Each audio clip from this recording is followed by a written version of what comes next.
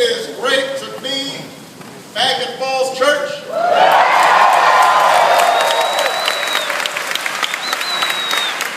Thank you for having me. You know, last week in my State of the Union, I laid out my blueprint for an economy thing again this morning. That was a long speech. I'm not going to repeat the whole thing. But I do want to talk about some of the issues that I discussed last week, because the blueprint we put forward was one that focuses on restoring responsibility.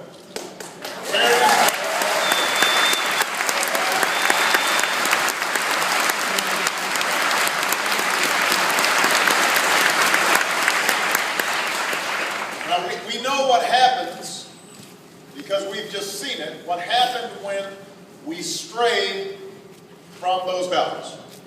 We saw what happened over the past decade when we strayed from those values, especially when it comes to the massive housing bubble that burst and hurt so many people. Millions of families who did the right and the responsible thing. Folks who shopped for a home that they could afford, secured a mortgage, made their payments each month. They were hurt badly by the irresponsible actions of other people who weren't playing by the same rules, weren't taking the same care, weren't acting as responsible. By lenders who sold loans to people who they knew couldn't afford the mortgages.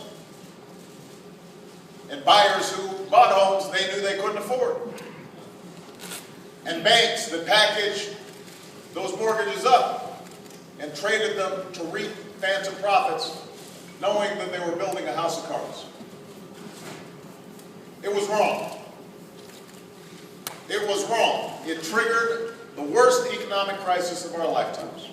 And it has been the single biggest drag on our recovery from a terrible recession. Crushing debt has kept millions of consumers from spending. A lack of building demand has kept hundreds of thousands of construction workers idle. Everybody involved in the home building business, about a quarter from their peak. In places like Las Vegas, more than half of all homeowners are underwater. More than half.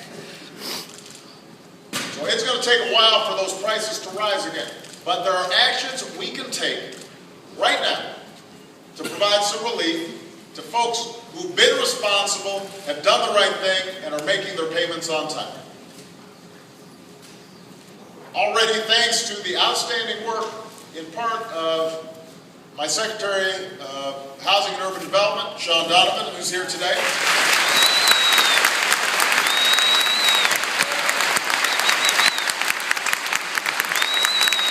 No more red tape. No more runaround from the banks. And a small fee on the largest financial institutions will make sure it doesn't add to our deficit. Now, I want to be clear, this plan, like the other actions we've taken, will not help the neighbors down the street who bought a house they couldn't afford and then walked away and left a foreclosed home behind. It's not designed for those who acted irresponsibly, but it can help those who acted responsibly. It's not going to help those who bought multiple homes just to speculate and flip the house and make a quick buck, but it can help those who've acted responsibly. What this plan will do is help millions of responsible homeowners who make their payments on time, but find themselves trapped under falling home values or wrapped up in red tape. If you're ineligible for refinancing just because you're underwater on your mortgage, through no fault of your own, this plan changes that. You'll be able to refinance at a lower rate. You'll be able to save hundreds of dollars a month that you can put back in your pocket. Or you can choose those savings to rebuild equity in your homes, which will help most underwater homeowners come back up for air more quickly. Now, to move this part of my plan, we're going to need Congress to act. We're going to need Congress to act. I hear some murmuring in the audience here. We need them to act. But we're not just going to wait for Congress. We're going to keep building the firewall to prevent the same kinds of abuses that led to this crisis in the first place. So there are things we can do administratively that are also going to help responsible homeowners. General to establish, to investigate the kind of activity banks took when they packaged and sold risky mortgages. And that's absolutely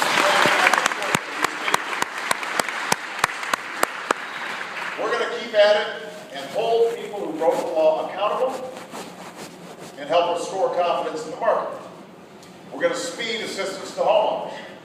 And we're going to turn the page on an era of recklessness that hurt so many hard-working Americans.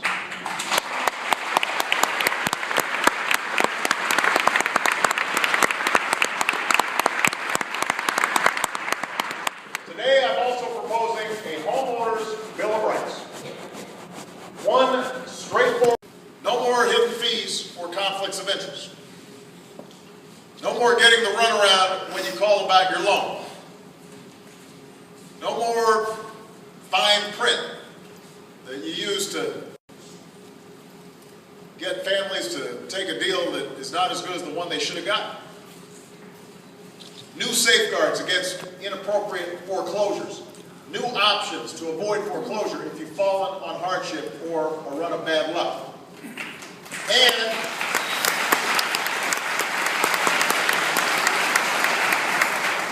a new, simple, clear form for new buyers of a home. Now, think about it. This is the most important purchase a family makes. But how many of you have had to deal with overly complicated mortgage forms and hidden clauses, complex terms? I remember when Michelle and I bought our first condo. And we were both lawyers. And we're looking through the forms and kind of holding it out, reading it again. What does this phrase mean? And that's, for two trained lawyers. The forms, the confusion, the potential for abuse is too great. Just because the forms were too complicated. So this is what a mortgage form should look like. This is it.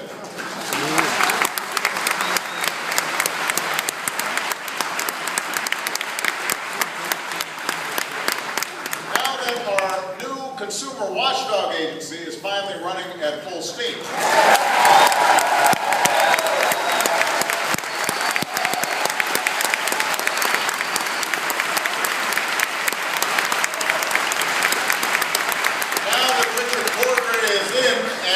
Director of the Consumer Finance Protection Bureau.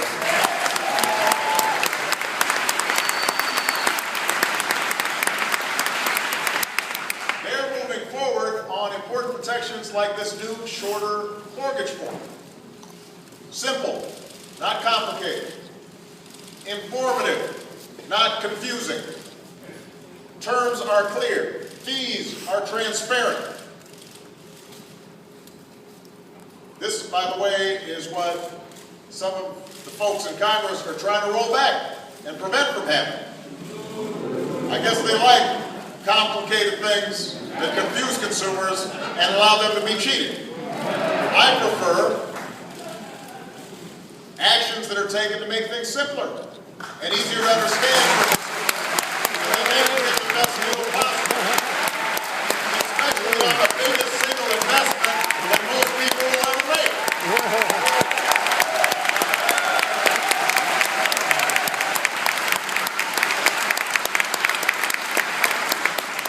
Americans making a a down payment on their dreams shouldn't be terrified by pages and pages of fine print.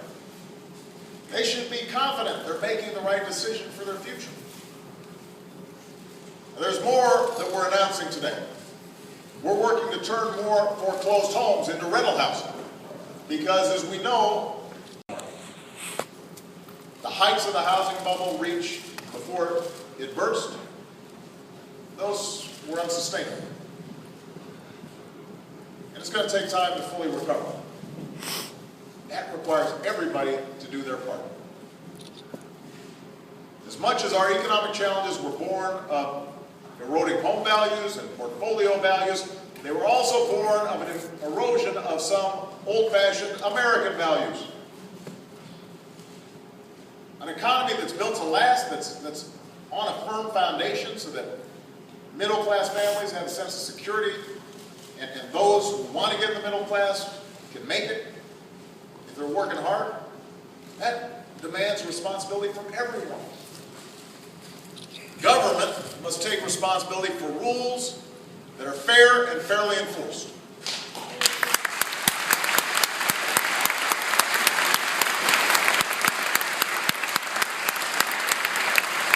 Banks and lenders must be held accountable for ending the practices that helped cause this crisis in the first place.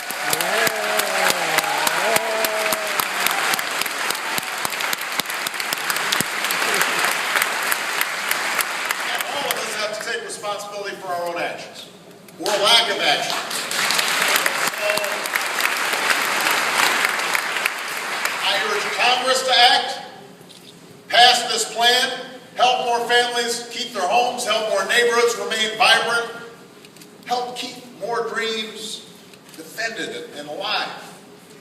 And I promise you that I'll keep doing everything I can to make the future brighter for this community, for this Commonwealth, for this country. Thank you.